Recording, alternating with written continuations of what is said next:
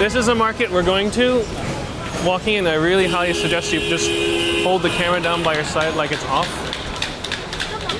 They're very strict about no camera policy. It's so busy. A lot of the parts are remanufactured, recycled. Some are new, some are fake. Replacement batteries and screens for Samsung tablets, backings for Samsung tablets. And then you see back over there, see those big chests of safes over there? All cash. If you want to buy cases for your iPhone to sell like new, you can buy empty boxes. These are just empty boxes they're selling. So this woman is selling iPhone 5Cs. Those are not new, but authentic. They're used and recycled. Another guy here swapping out parts casually. All the tools you need to repair phones, like the vacuum chambers, the wire cutters to remove the screens, jigs to like hold everything in place and align up the screens. The incessant cracking of packing tape. It's a sign of a deal closed. And then you pop out here in a suburbia. Welcome to the suburbs. Oh my gosh, I love Shenzhen. You can't talk bad about Shenzhen. Shenzhen started from a fishing village. From 300,000 to 10 million. 14 million. 20 million. No cities in the history of human civilization as we know was able to do this. 深圳为什么成功？就是要拓荒，就是要突破这种盘根错节的束缚，进行改革开放。 Shenzhen is creating more millionaires than any other cities in China. I mean, they can do everything. The factory of the world. People don't understand this. It could be Europe, US, anywhere else. You're about 9 months behind us when it comes to technology, and that's just a fact. The model that is being developed in Shenzhen can actually be quite threatening for models that had already been established and very successful in other parts of the world. I do think that the core tenets of sharing IP that they have is extremely enabling. It's a cultural change. It will take a while, but the future is possible.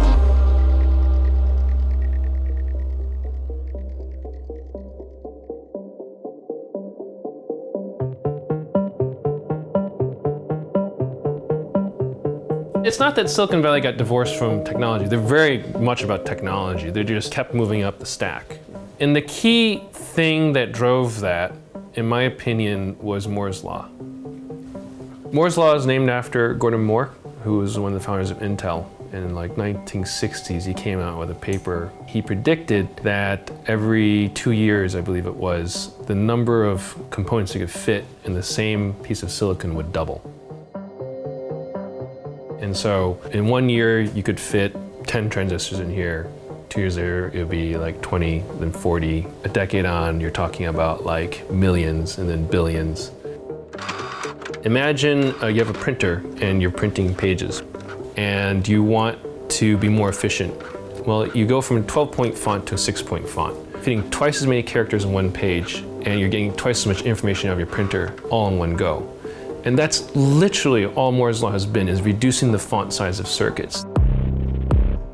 In the 70s and 80s, there were many failed research attempts to build parallel computers, right? Computers that were like, the Cray machines and the thinking machines, 60,000 processors, and scale up. And what you found was that if you spent more than 2 years of research time to try and double the performance of your computer, it was by far cheaper just to sit back and wait and let guys like Intel just move Moore's Law ahead and buy the next fastest processor. And so what you found was that actually being in hardware wasn't profitable. And so what really sold products back in the day was features.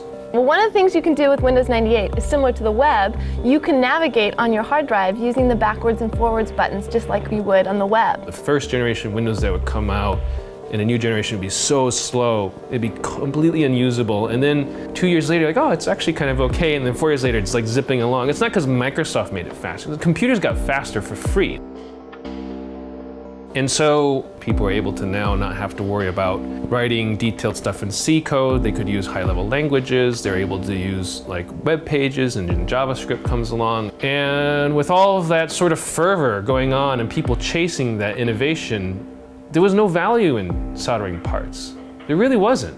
In 1983, worldwide sales of personal computers increased 76%. But last year, the increase was only 19%.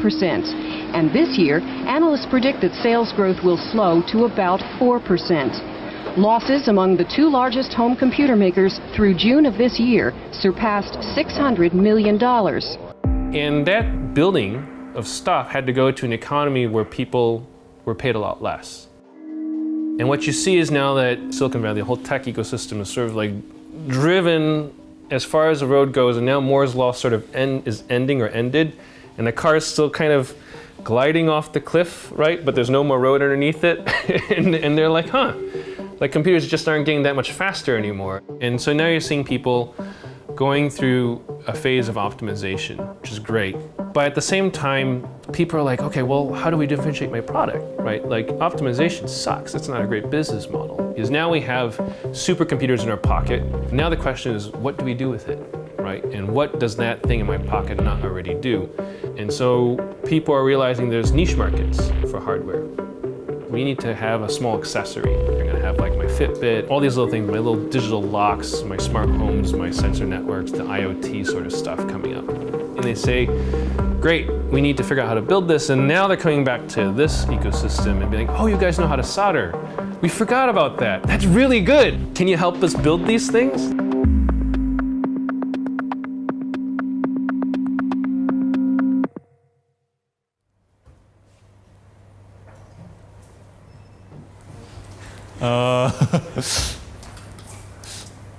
What should we say?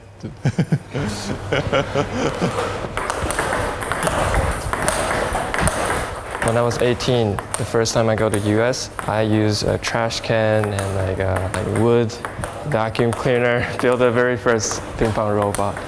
Well, you want a robot that's just like you, but slightly better, so you always feel challenged. I dropped out from university after first year of college. I decided to go for this path. And it's really nice to be in HAX because HAX is the best educator and help you grow. HAX is a hardware accelerator, the world's first hardware accelerator. We take teams that come in with a proven technology and a prototype and help them to get ready for market launch. We provide $100,000. We help them with electrical engineering, design for manufacture, industrial design, mechanical engineering, their market strategy, how they're going to launch, and for that we take 9% equity in the startups. I'm Thomas, co-founder of Rovenso, and at Rovenso we make big robots. We use a kind of spatial joystick. It's usually used in surgery, these things. It's a force feedback joystick. The market that we target is the one of nuclear decommissioning. And what you can see here is a small version of a robot. And now at HAX we are building the very big version. So you can compare the wheel size, that will be something quite huge. The bigger version of the robot will transport a robotic arm to automate some of the part of the decommissioning work. Shenzhen's, as everybody now knows, the hardware capital of the world, right? So this has been our home ever since the start. The reason we come here and take the teams here is because of the ecosystem around, which helps them to build products really fast, and from initial concept all the way up to final product release into the market. Neura is a headphone company. We're making the world's first tunable headphones. They work out how you hear and provide the perfect music for you. So I can show you here the hearing profiles of my colleague Luke and my hearing profile. What you can see is that there is this difference at certain frequencies between the way that Luke is sensitive to that particular note or sound, the way that I'm sensitive to it. What our headphones do is sonically mold the sound and make sure that what we hear is not too bassy, it's not too trebly, it sounds balanced, it sounds even, and it sounds the way that it was recorded. Anybody who's going through research and development, they're better off doing it here because they can get things made so much quicker and so much cheaper. I mean, you try doing something like that in the UK, it'll take you around a month typically to make something which is specialist from an engineering firm. Here you can do it in a couple of days. Let's say we completely design a new robot. We can get it out pretty much in a week.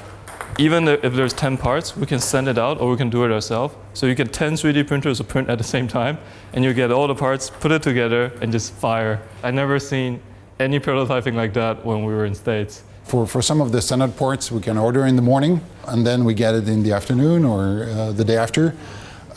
We can get manufactured parts in a few days. In Switzerland, we were planning to do this robot in 9 months, and here we have the opportunity to make it in 3 months. So it's really a race. If you look back through the years, like obviously Shenzhen became a manufacturing hub very, very quickly, and not that long ago was literally rice paddies. Academic-wise and in popular media, it's usually summarized in one sentence, which is that Shenzhen was a small sleeping fishing village, and then because it was designated as a special economic zone, it became a metropolis overnight. That singular sentence is what I'm trying to demystify through my work. Today, exactly how many people live in Shenzhen is a mystery. The number 10 million is used more as a reference. So from 300,000 to 10 million, this population grows. No cities in the history of human civilization as we know that was able to do this. Prior to 1980s, China was in a very poor economic state. There was a stagnation of industry, there was a planned economy, no one was allowed to own business. It was a very poor country. The leaders in Beijing have been thinking about what can they do to try to lead the country out of poverty.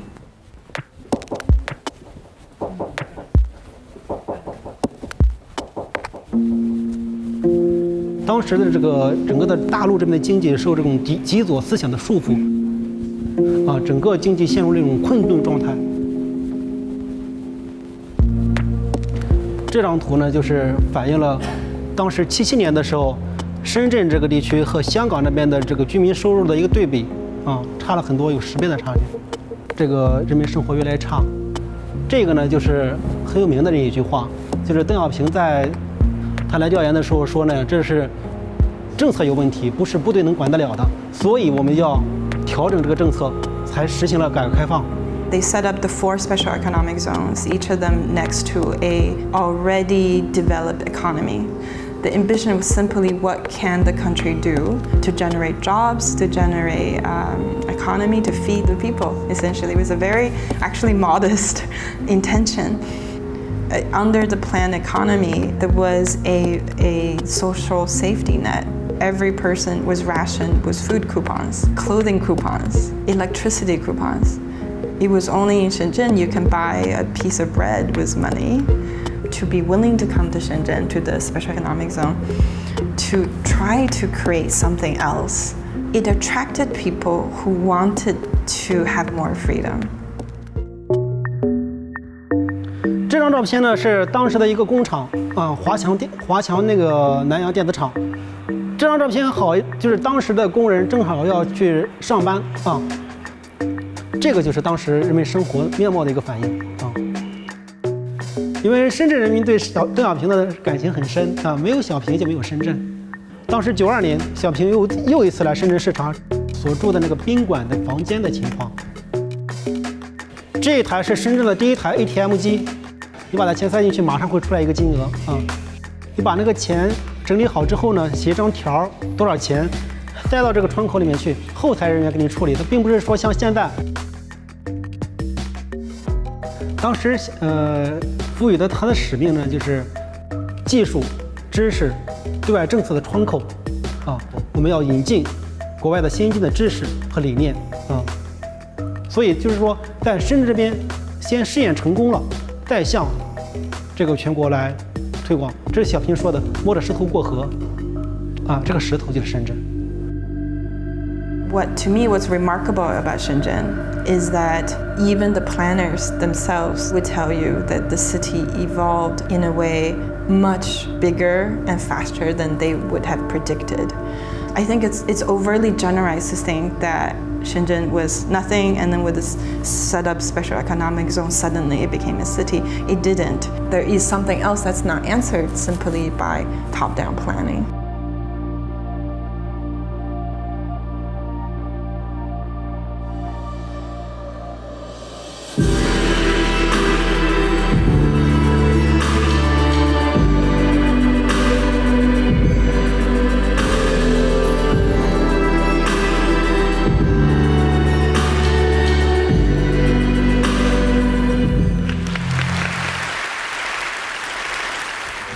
Yes, so good morning. Thank you all for joining me in a discussion about innovation that is happening right here in China.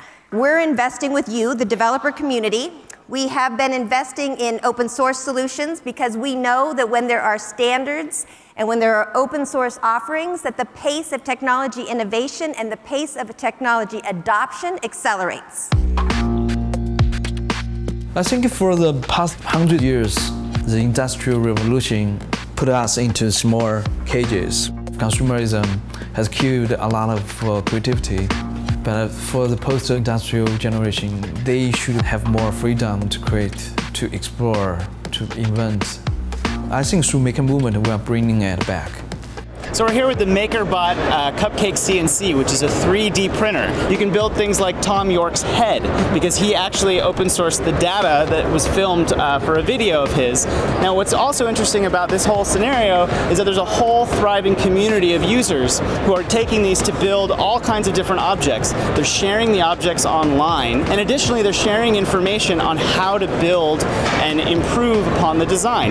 Everything is completely open sourced, the software is open source, the hardware is open source. I just can't wait to see what people come up with.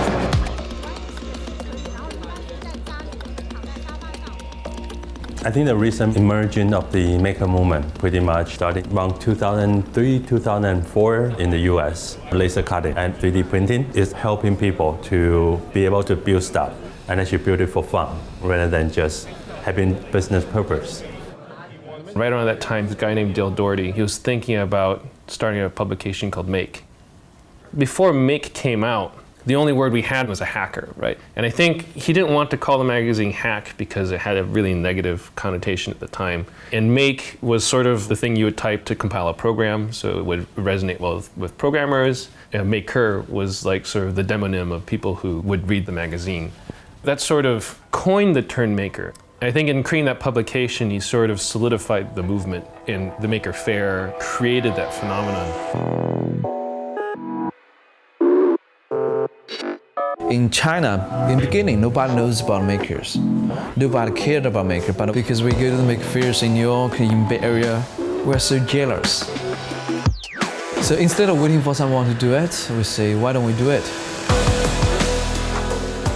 When they told me they were going to bring the first Maker Faire here, I was like, how do you have a Maker Faire in an area where people don't make for a recreational thing, they do it for a job, right? You know, because making in the West is something that you're using to remind people who are in service economies that there's a thing called manufacturing, right? When you have a manufacturing economy, you want to remind them that there's manufacturing, it seems weird. And what I realized is that actually China's middle class is the size of the entire United States population. So even if a small section of Chinese people had risen to the upper middle class, it's big enough to create a movement in China itself compared to the United States scale of making. We don't know if it's going to be successful or not. The first year we have over 60 makers, and last year we have over 200 makers. It's a huge number.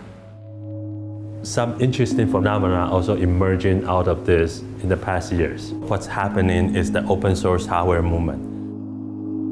Traditionally, the circuit board is closed and proprietary.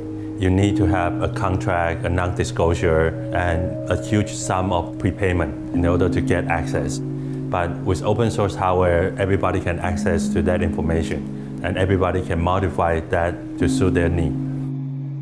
People here, they create a circuit board, and just under the expectation, it is going to be open. It's going to be copied and evolved by someone else. There's no one running around in Shenzhen and say, okay, well, I should be credited for creating this. If someone else can make this, get someone else to use it, merrier the better. Not having the ego attached to your creations and understand how actually an open source system works. The maker movement is at that junctures. I'm getting a little sick of hearing about the same people on TV over and over and over again, so I decided to do something about it. This Arduino project, which I called the Enough Already, will mute the TV anytime any of these overexposed personalities is mentioned. To mute the TV, I'm going to use an IR LED. Now, anytime a keyword is mentioned, the TV will mute for 30 seconds. Our producers caught up with Kim Kardashian earlier today. It should do a pretty good job of protecting our ears from having to hear about the details of Kim Kardashian's wedding. Arduino is becoming the trigger point because it has so many millions of makers using that. This is a prototype we're trying to make, a robotic arm for the people who have Parkinson's diseases. We want to make a spoon like this, and if you just shake here and stable. If we come to Shenzhen like 10 years ago, 20 years ago, it will be very difficult for a maker to tap into the resources. But now you have so many resources. It's in the middle of a reforming. So the big company, especially the silicon providers like Intel, like Atmel, like TI, they look at that, oh, we have new customers. We have new possibility for new future applications of our technologies. So they make their own controller board, like Edison, like Curie. So they want to tap into the early stage of the development of the applications. Now this board is based on the Intel technology. It's a tiny dual-core computer system. It has Wi-Fi, Bluetooth, and it runs a Linux operating system on it. I think part of the reason Intel is having to sort of turn that way, they know their roadmap as well as anyone else does. They kind of define Moore's law, and they saw the bridge go out from underneath them before anyone else did. They managed to drive technology like this, and then the other foundries like TSMC and UMC have always trailed behind, but now they're slowing down, everyone's catching up. They're like, oh God, we're looking for air and trying to find a place to move. And so they've struggled to keep up with the phenomenon they created. They haven't made headway into mobile, and those are the most ubiquitous computer today. They're missing out on a huge market opportunity. And so to the extent that they're trying to figure out how to adapt their innovation model to something more flexible, and so they really want to make sure the Intel brand is in front of the youth to make sure that they remember that Intel is actually like a thing that they want to design with later on, and not just, you know, something out of reach. We have tried to introduce it to 9 years old. This thing is a little bit difficult, but it's acceptable. You do not need to write any boring code. In a smart node, you can just drag and drop and link them together. What they're doing is they're learning how to code on a computer, translate that into hardware, and they'll build a project on our laser cutter or our 3D printer for something to accept a stimulus, light, motion, or sound, and then output some result. Last year, one kid built a key reminder for his mom so that when she left the house, a motion sensor would pick up her movement and say, hey, don't forget the key. And it's kind of funny to hear that an 8-year-old will know whether he wants to be doing mechanical circuits or just a purely software experience. So that's entry level, and then we give them more systematic introductions how to build up the skills. Off you go, you can use the makerspace to create whatever you want. You are genius, you are young inventors. I've seen some great examples of open source hardware being used to actually make a difference and create a better world. The difficulty is monetizing that, because I do believe that business solves a lot of the world's problems, and people need to be able to make money. If you're providing value to the world, which is making the world a better place, then there should be compensation for that. In 2010, I started the first makerspace in China called Shenzhen. I got invited a lot to give a talk about open source hardware. The first question always come up from people's mind is, well, how do you protect your intellectual property, and how can you make money if you don't protect your intellectual property? I got that question in Shanghai, I got that question in Beijing, I got that question everywhere I go. But when I give the same talk in Shenzhen, the reaction I got is, so what's new about this? We've been making money on this for 20 years.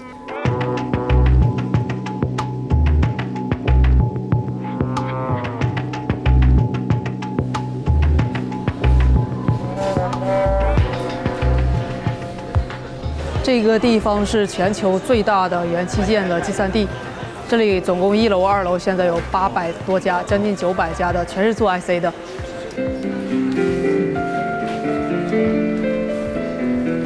The reason we're here in Huaqiang Bay is literally because of the electronics markets. You know, it's a fantastic resource of all different possible components and different devices which can kind of be Frankenstein together to make prototypes by the teams.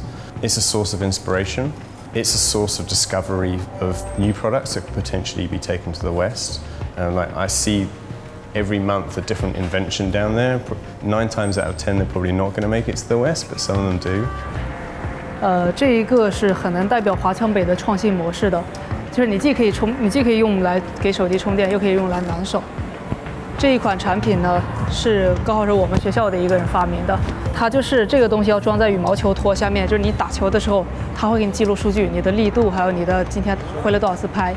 You can get a little bit of a feel here what's even upstream of what's going to hit the tech in the United States. You see a couple things popping up here or there. A little shop will pop out of nowhere selling these things you hadn't heard of before. Like the hoverboards were here a couple of years before they hit the United States, and then you eventually sort of see them hit the States and other countries. 这里就是最具华强北特色的地方，这里都是一个一个的小创业者，但是他们做的东西全是全球最新的，而且出货量很大的东西。这个是一个3D 眼镜，3D 手机壳，拿过来之后，这里就是 3D 效果的电影。There's a number of different ways to sort of look at the market. For an engineer, you're sort of limited at thumbing through catalogs and looking at pictures and very slowly going through specification sheets. For example, if you want to put a switch in a product, you want to know how it feels. You want to kind of know the exact size and the little mountings and the fussy bits. And it can take a long time to find exactly the right part. You come here and they're like stalls with like hundreds of different types, and you can just reach in and just touch them and play with them, and you can like walk stall by stall and see all the different variety. And it's not just a showroom. Once you find the switch you like, you can be like, hi, I'd like to buy 1,000 of them, and then for a very low price, you can just over the counter buy it, carry it off, and go into production. You can fix your phone here. 告诉他们这个是我们的朋友靠得住的，就给个实价就行了。150。也是拿手机练嘛，拆解，时间久了就，也不是各个地方嘛。这个已经好多年了。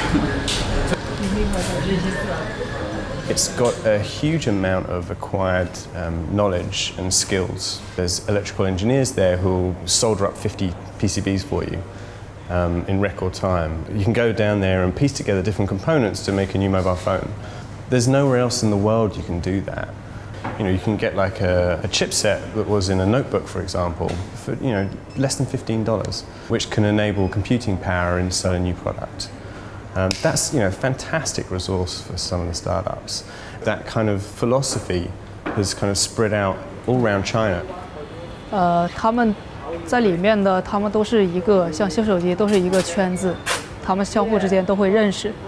可能他某一个人他只会做一个部分的功能，另外一个部分的功能呢，他会交给他的另外一个朋友去做，所以他很快就可以把这个东西做好。在华强北呢，有的人他就会设计，有的人呢他就会把这个产品生产出来，有的人呢他会卖，所以他们之间全是合作的关系。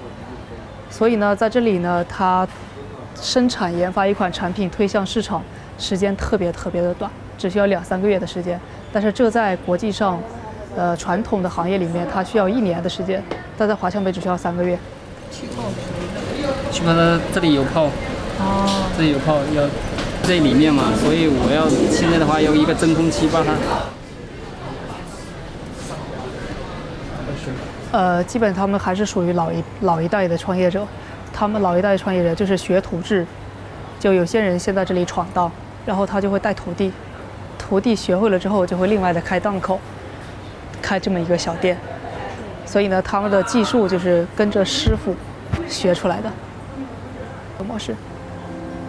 When we're starting to look at the maker coming to Shenzhen, there's this excitement on how open the system is, like nowhere else. You can buy all sorts of stuff. Everything is available in volume.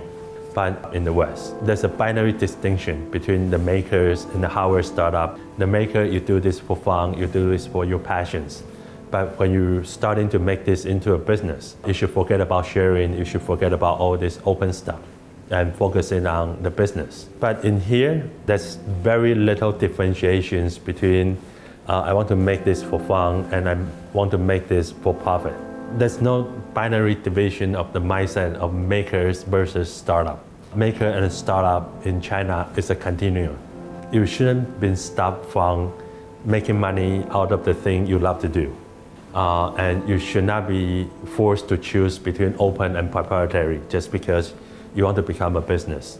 Right now it's just in the West. We haven't seen an open source hardware system working.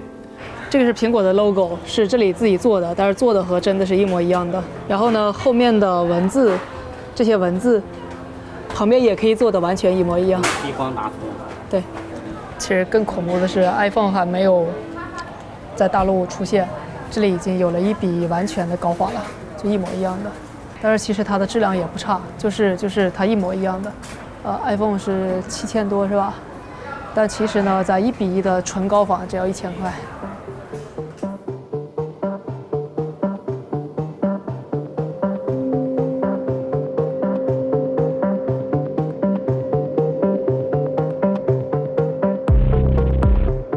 In the West, there's an idea that I can have a company that produces nothing, has a ton of patents, but produces money by suing everyone for rights to those patents. You don't even have inventors, you have lawyers making money off of buying intellectual property and trading it. That's weird, right? It's kind of weird that you produce nothing but make a lot of money. The idea that you can take an idea in a world that's this big and say exactly one person owns the right to it globally, like Apple has the right to the phone with rounded rectangles. They're the only people who can produce that. Really? Like, seriously? This is the world we're going to live in? Like, we just give people monopolies through the IP system for 20 years for stupid ideas because they were first to file.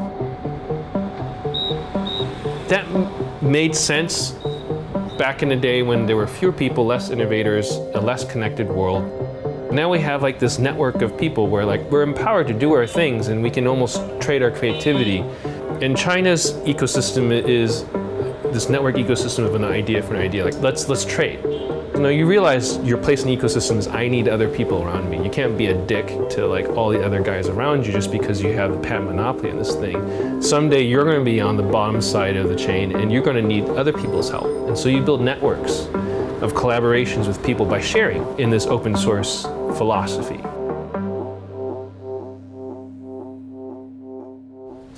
Oh yeah, we have our first copycat. Well, that's not copycat. Let's say it's a fan. The guy reverse engineered from the video you've seen, published the plan of the of 3D models. You can download and print your own one. What we want to do is we want to print it. All the hardware companies that come in here, of course, we encourage them to patent all of their technology. But we don't expect them to fight anybody who's copying them. We expect them to be moving much faster than anybody who's copying them and coming up with the next thing the whole time and building a brand. And then eventually those patents may get used when they get into a patent trade-off. That's the use for patents, not to stop people copying you. The way to stop people copying you is to make whatever they're copying irrelevant because you've come up with something much better.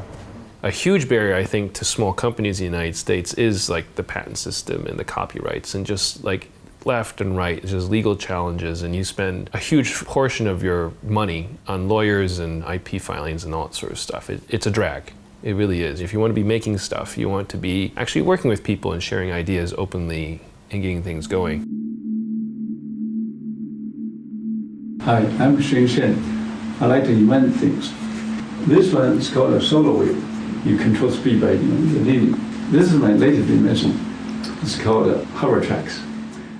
Yeah, the hoverboard story is a very interesting example of somebody in America who came up with the intellectual property and then spent a long time fighting manufacturers who were actually creating something which was similar.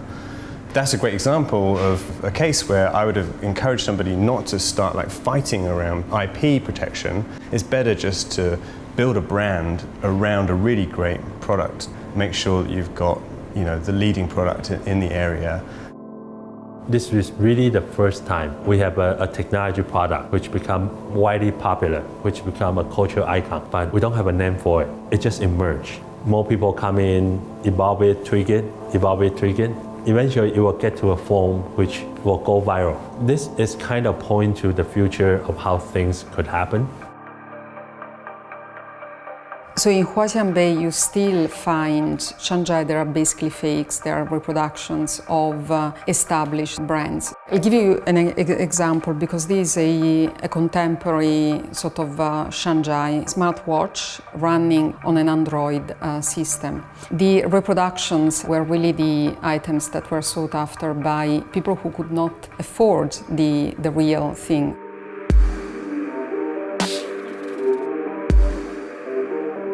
My understanding is that the early Shanzai were people who worked for the bigger corporations here, like Nokia, Motorola, Foxconn, and they were some very smart engineers who got sick of the management and are like, look, I can build a phone cheaper, better, faster than these guys can. I understand why they have all this process. I can make it for half the price if we just cut the fat. And they would quit, talk to their friends who they knew were all these upstream suppliers, and they would get together parts and they would build, what were effectively, copycat phones. The key innovations, they're able to do it at much, much lower cost. Just, learning how to walk before they could run, essentially. The most similar things to the ideas of Shanzai in the West is the idea of Robin Hood. They try to empower the poor with the latest advancement in technology. Shanzai and the maker movement and the startups, they are very alike. They are very much share the same spirit. Even though they are not from big company, they feel powerful. When they talk about people who left the factories and copied a phone, well, that was kind of like the open source stuff that wasn't open source. They just sort of like, oh, the schematics are on the desk. I will conveniently help myself to them, make a photocopy, and then leave the factory with them, right? Was that stealing or was that open source, right? In the West, it's called theft, right? Out here, it's called sharing. This is one of the devices that was a haul from the market. And you can see it has a number of markings on it. This one was the higher grade version. It was 70, 80 bucks US. But when you power it on, you see that it's running a very well-skinned flavor of Android. Iconography is actually pretty good.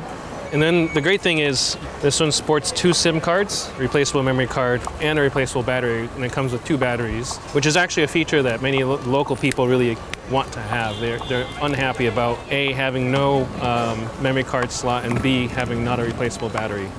The companies were able to access very easily the 2 basic components that you need to make a phone. One is the Gumban, which is basically a printed circuit board, and the other one is the Gummo, which is basically the shell. So there were companies specializing in making Gumban and Gummo that had slots for those printed circuit boards that were very easily accessible by companies.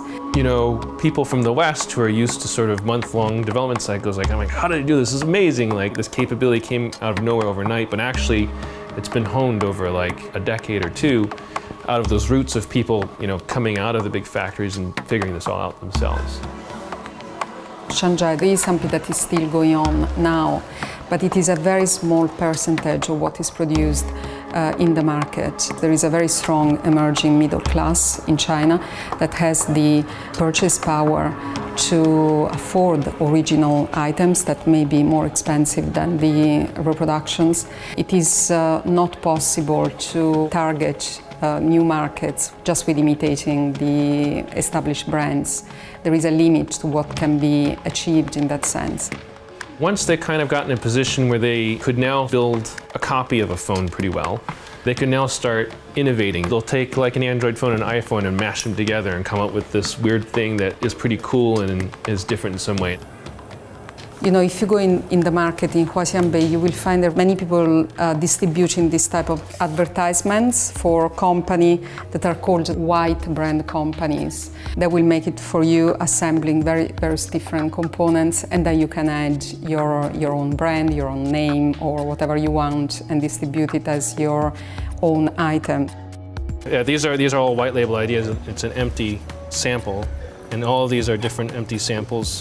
So they can go ahead and build it for you on the spot and then order, I don't know, however many you want. And later on, you can actually ask them to go ahead and put your graphic on the front, for example, or maybe, these logos over here. In the West, our kind of philosophy is, we come up with something really fantastically new that nobody's done before, become the market leader, and we're really successful. The Chinese mentality is slightly different. They look at something that's already on the market and then they create a much better version of it much quicker. It's not copying, it's evolution of product which becomes much better than what was out there before. We grabbed another one on the market there. Looks like a smartwatch, but you'll notice that it only has a single button and the graphics are made for children. So this is a phone plus GPS module that you can use to sort of report a kid's location. If the kid is in trouble, they can dial their parents. You can see it has like SOS call features. I would bet that probably 80 to 90% of the design material in here is borrowed from other vendors who've used these previously in other smartwatch designs. But people are sharing the IP.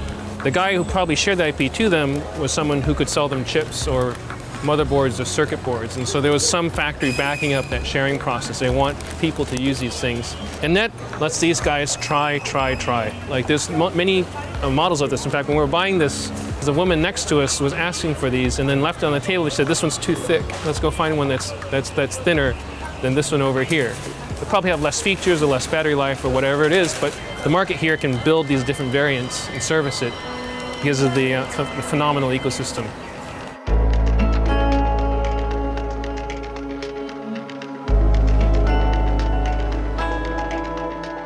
Something is really happening. Companies are realizing the importance of having new ideas and being different. So many companies who were involved in the Shanghai before are now looking at design. They are now looking at how to develop innovation in their own companies. The model that is being developed in Shenzhen can actually be quite threatening in other parts of the world. And it's not surprising that many American companies are now looking at models that are developed in China to see how they can adjust themselves. 梦想让世界不断改变，科技让梦想成为现实。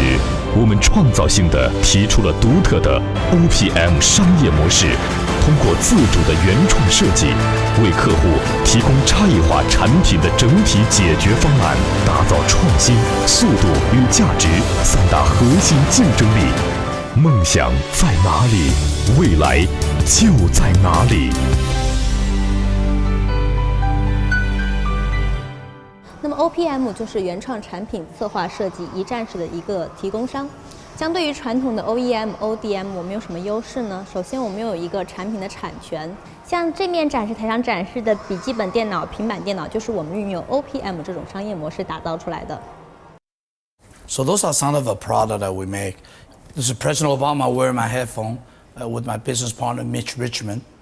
These people has been here, Akon, What I Am. The Justice picture, my partner Venus Brown. This year is signed by Venus Brown, What I Am. I forgot who signed this. There's somebody famous, I forgot.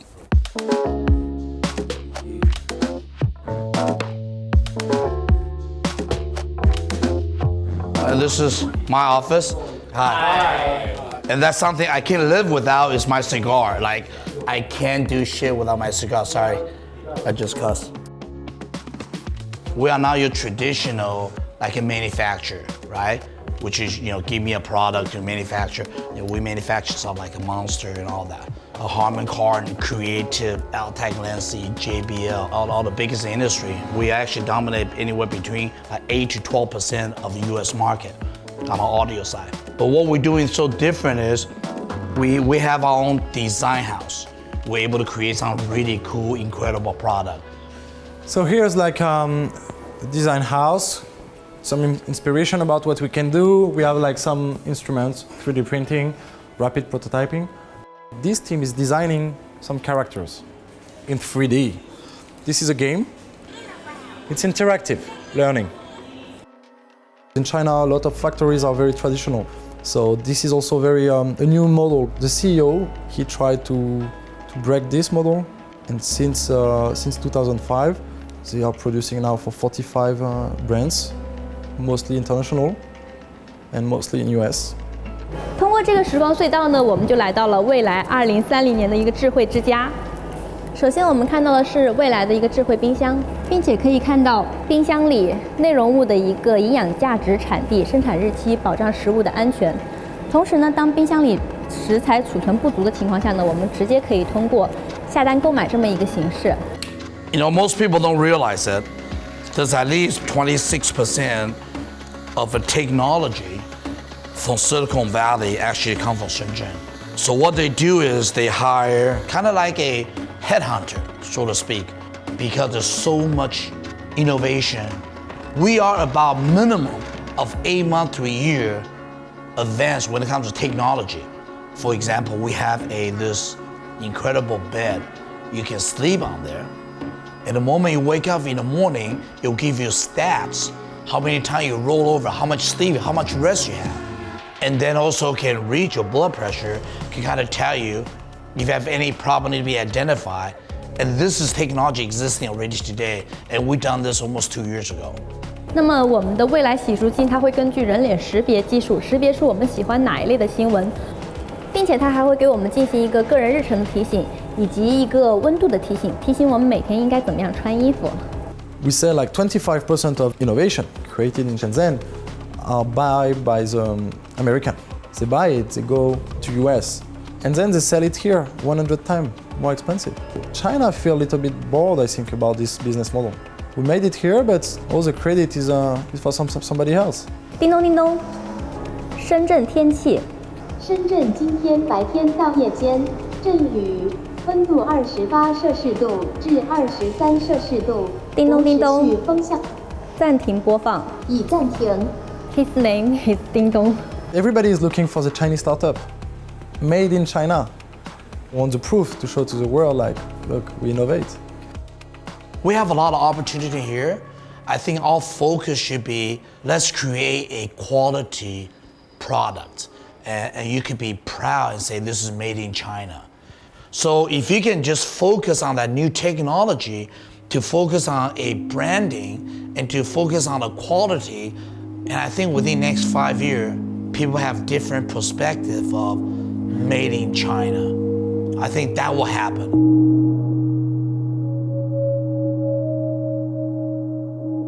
送人玫瑰，手有余香，这是深圳义工联的一个口号，就是深圳啊，这个做义工啊，这个有时间了做义工啊，有事儿了找义工啊。成功就是要拓荒，就是要突破这种盘根错节的束缚，进行改革开放。所以刚开始的时候，深圳的工业这个档次和水平是比较低的，这是刚开始办工业。经过了20多年的发展呢，深圳逐渐的面临了这种土地、资源、人口和环境方面的这个叫前有追兵啊，这个前有标兵后有追兵啊这种形式，深圳被抛弃了。而深圳怎样才能继续引领经济发展呢？创新。What has happened in Shenzhen within 35 years of time, its uniqueness is fading because those same innovations, say policy innovation or industry innovation, now it's everywhere in China. So it doesn't have that edge of being the only one or even the first one anymore. It's kind of a catch-22, right? It recognizes what it's been able to achieve, but it's also inherent, like, how are you going to make it better?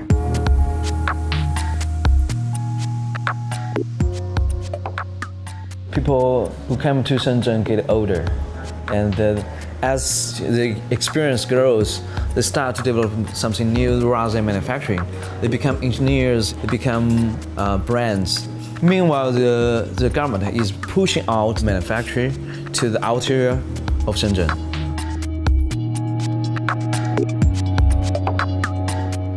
这个其实就是一台 PC， 然后的话直接的话通过它接上显示器或者接上电视机，然后你的电视机、显示器就变成一台电脑了，里面有4G 的内存，128G 的硬盘。因为这个整个60美金吧，60美金到90美金，我们的就是开源的核心的就 GPIO 那个要打开嘛。A lot of confusion is happening right now. What I'm going to do? What's next? Should I invest in branding or I just close my company? I think it's a perfect moment for innovations because I can attract at least a portion of them, to put the resources to innovate something new. 他自己有研发，有整个的打造成那个叫做精品，他就不再是做山寨，他去做自己的研发，做自己各种自己的品牌。但是现在我们在知识产权这个意识形态上已经非常的强烈。人家抄袭了我，然后他在 AliExpress、在eBay、在亚马逊上卖，我就可以很快的投诉他，他很快就要下架。这个世界我觉得应该是一个开源的世界，特斯拉。 包括说 Facebook、亚马逊，他们把人工智能都是开源的，在安卓的那些都是开源的。任何一种竞争都是基于一种更高级的商业模式的竞争，这是苹果的一种商业逻辑。我真的不喜欢苹果。I've seen a change in the way that innovation in China happens. There's a fantastic number of Chinese startups that are doing really good products. Chinese startups are getting better. Because they want to learn from Europe. If you go to a conference with innovation speakers from France or from Germany or from England or whatever, most of the people will be Chinese in the room. They want to learn. 我从小的话，我从最基层做起，就尤其是这样深圳的这些做山寨的群体。以前的话，中国打压山寨，政府打压山寨，然后国外的人看不起山寨，那是很多年以前。如今，我觉得创客跟山寨原理是一样的。 其实山寨不是说一个仿制，山寨是一种精神。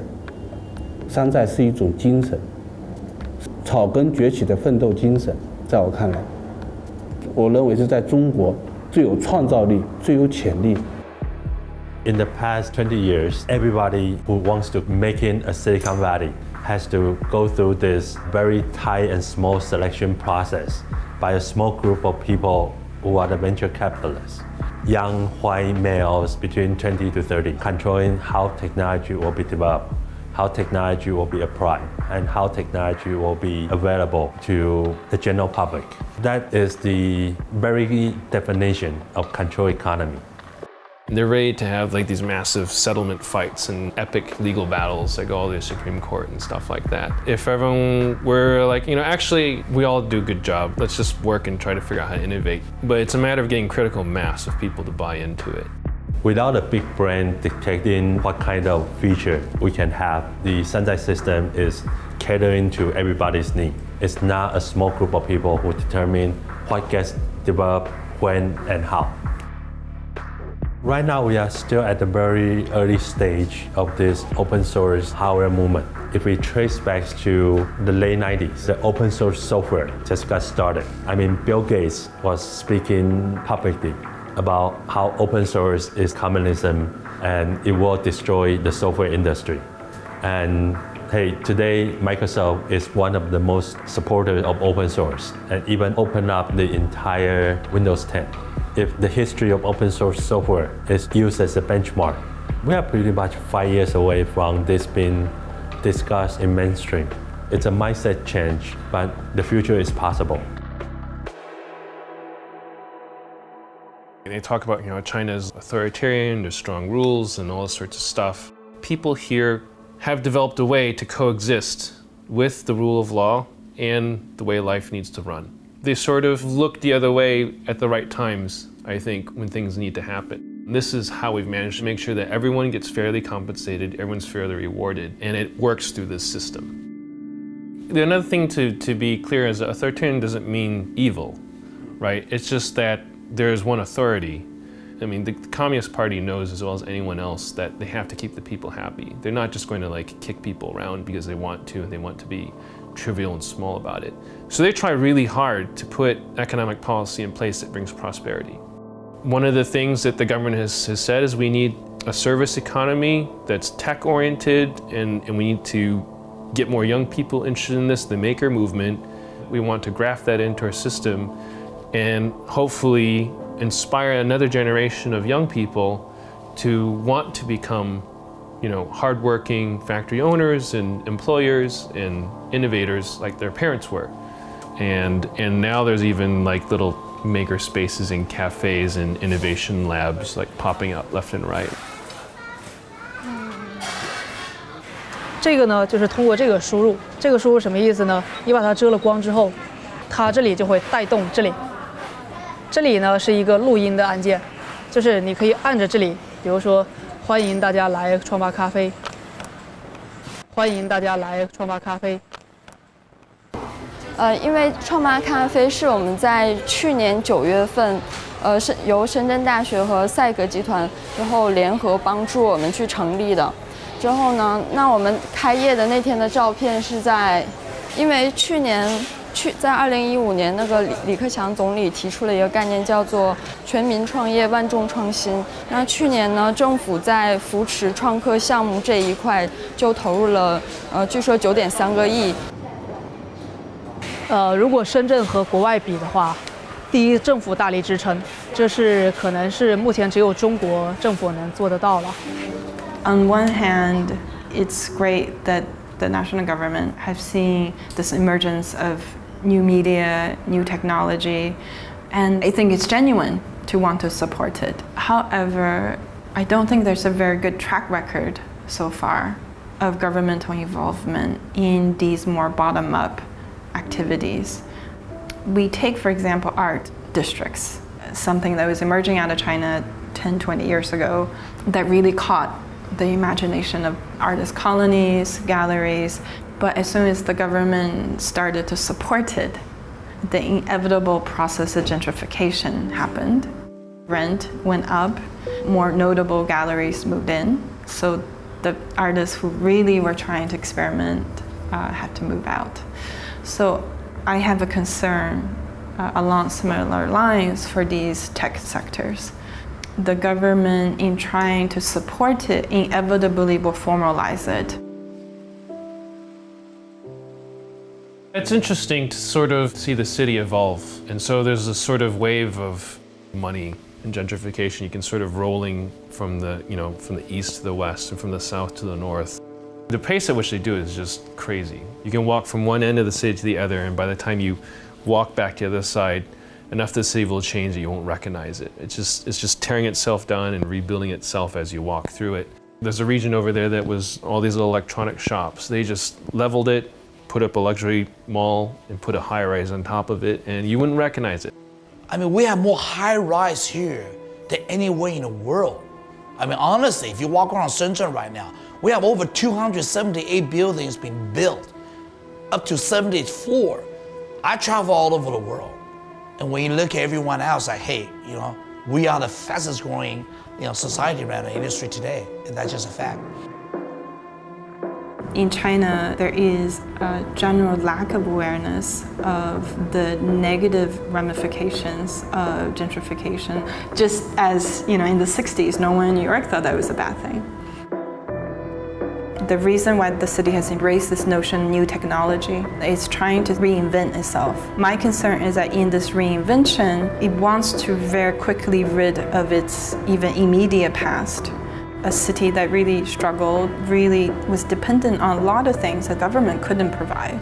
Things happened by chance, accidentally. A lot of it was bottom up. In fact, there was not one fishing village, there were 2,000.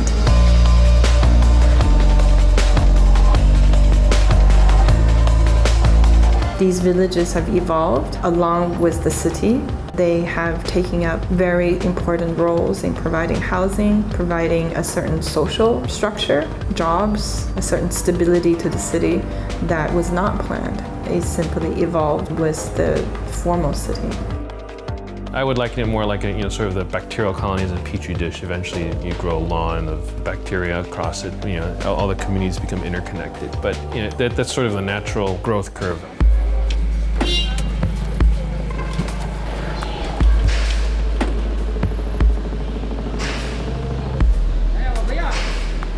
We are in Baishizhou, which is one of the more than 300 urban villages in Shenzhen. And here, no matter what, you don't need to go anywhere and you can find everything here. That's the amazing part of this. It provides everything you need for a community. When the government designated Shenzhen as a special economic zone, they left patches of land for the villagers themselves to build homes. This is the boundary line between the city and the urban village.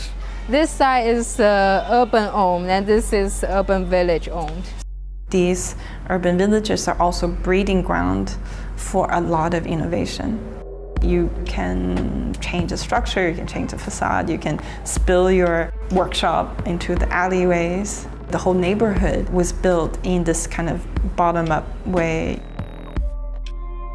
Shenzhen really represents a new modern image. It's a modern city, it's a new city. The urban villages are complete opposites to that image. The mayor's office declared the necessity to rid the cancers of the society. In those words, Baishizhou is going to be redeveloped this month, actually, April 2016. So this is how fast 150,000 people who lives here needs to be relocated. There's some rumors that the market here is eventually going to have to be displaced because as things gentrify, the rent on the shops are going to go up to the point where they can't sustain selling these small parts and whatnot. Just across the street, there's much more urban village going on. That's where we're headed to. And I can't say if it's for better or for worse, but it's definitely, things are changing.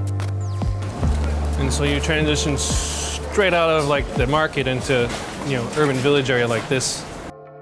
Personally, I have a bias and I hope that it never goes away because I enjoy it so much and it's such a valuable resource to me. You'll see big districts where people are taking phones and tearing them apart and then another area putting them together into another phone. A lot of sort of recycling and upcycling going on.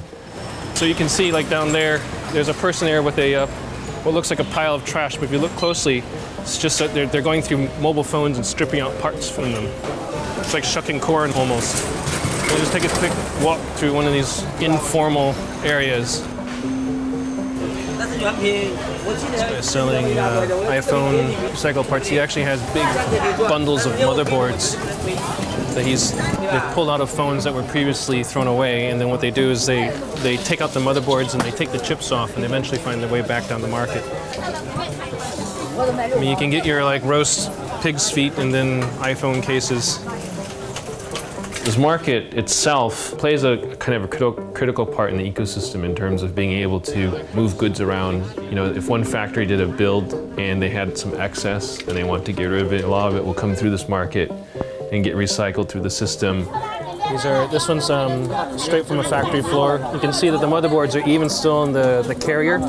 So this one was one that didn't even pass out of Apple, fully fabricated, and it found its way into scrap heap here. Well, people will go ahead and you can already see they've pulled off some ICs for recycling and reprocessing into fixing phones and so forth. Oh, and here's these here are blank motherboards. And the interesting thing about this, you see no solder on it at all. They still have a gold color, which means that there's been no processing of the board at all. It's straight virgin boards from the facility. So you're gonna move on, we're getting a crowd. I can get plenty of useful stuff for a fraction of the price that you would have to, even in the markets, on the main street. That's the stuff that's going away. But those guys will innovate no matter what. They innovated despite the government, right? They'll be there, they'll keep walking, and they may have cut a path that looked interesting, and that path is now being paved into the road. They'll cut another path. You've never had a fox run over by a steamroller when they're putting a road over a forest. The fox knows how to move away, right? It can run and find another place. And as long as there's continues to be green fields for these people to go to, I think things will be okay. And demilitarizing the Western IP ecosystem would be great, right? I think that's something we can do, right? But it's just as hard as bringing us back from the brink of the Cold War. Everyone has to sort of ease off, universally agree that we need to have a new paradigm. And I think one of the problems in doing that is that the militarization of IP has really benefited the big companies. And if they back off their stance of having huge caches of IP to nuke the little companies that come up, they're threatened by innovation. And so instead of seeing this openness come out, you're seeing exactly the opposite. You're seeing the system calcify. And maybe what will happen in days sure, they'll own their edifices, but they'll become so entrenched that they can't move on, right? Each of them is locked in their space, and then a very flexible ecosystem like China will just roll over them later on, and they'll wonder how that happened. It's because they did it to themselves at the end of the day. The beautifulness of Shenzhen is if you come here with the talent, with your efforts, your diligence, you can earn a place for yourself. The makers, the hardware startup, the Internet of Things, producing hardware, they all converge here in Shenzhen. And that's what makes Shenzhen the Silicon Valley of hardware. 就是工程师的研发的能量和深圳山寨供应链的能量带到全世界。赋予的它的使命呢，就是我们引进先进的技术。深圳进入了这样一个新的这个历史阶段，有一个新的历史使命，就是有中国梦这样一个阶段啊。Now, you look at this light switch. Are they straight? Every five-star hotel everywhere in China right now, this is a problem you can identify. This is a perfect example. If we can just have a person take 2-3 seconds to just make that adjustment, China will be a perfect place. Detail. Are they going to be more like the UK in the sense that they'll just shed their manufacturing background as they gentrify and sort of just go straight for a service economy? Or will they keep rooted in a sort of a manufacturing ecosystem and keep design parallel to it? Or will they just forever stay in manufacturing, right? Is that really just their core base and value and where they want to be? I mean, if China went from where they were to where they are today in 30 years, they could do that again in 30 years. Like within my lifetime, we could see the answer to this question. It'll be interesting to see where that answer ends up.